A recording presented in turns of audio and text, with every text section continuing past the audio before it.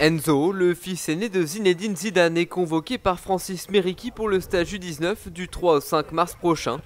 Le sélectionneur des moins de 19 ans a en effet expliqué à RMC Sport que le jeune joueur du Real Madrid avait fait part de son envie de porter le maillot bleu, lui qui possède également la nationalité espagnole. Mais en France, nul ne connaît vraiment ses qualités. S'il est convoqué en U19, c'est quand même, il a un âge où on peut déjà connaître son niveau et je crois que personne ne connaît réellement son niveau à ce gamin.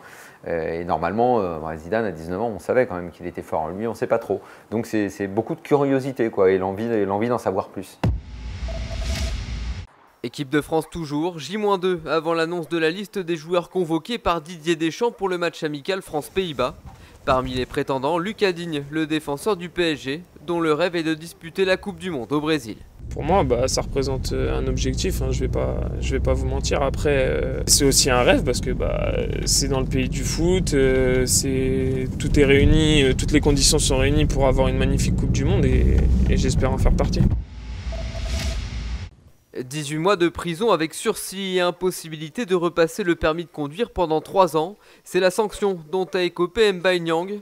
L'attaquant français était convoqué hier devant le tribunal correctionnel de Montpellier après un accident au volant de sa Ferrari au début du mois de février. Monsieur Niang, je crois, aujourd'hui, a montré qu'il avait compris et qu'il allait maintenant aspirer à jouer sur les terrains et uniquement sur les terrains. Football toujours, avec la fin de la 25e journée de Ligue 2, Lens s'impose 3-2 sur la pelouse de Créteil. Avec ce succès, les 100 meilleurs confortent leur 3e place et comptent désormais 4 points d'avance sur Dijon et Niort. Ce soir, Bordeaux reçoit Lorient en match en retard de la 24e journée de Ligue 1. En Ligue des Champions, à suivre Zénith Saint-Pétersbourg, Borussia Dortmund et Olympiakos Manchester United. Martin Fourcade, le héros français de Sotchi, est de retour dans l'Hexagone. Le biathlète et ses camarades de la délégation tricolore ont atterri hier à Genève, en Suisse, où quelques dizaines de curieux avaient fait le déplacement. Je ne m'attendais pas à ce qu'il y ait autant de monde quand même. Donc non, c'est génial et du coup on va fêter ça doucement, pas trop non plus quand même, parce que la saison n'est pas finie. C'est génial, on se sent supporté et on sent que ça fait plaisir à beaucoup de monde, donc voilà.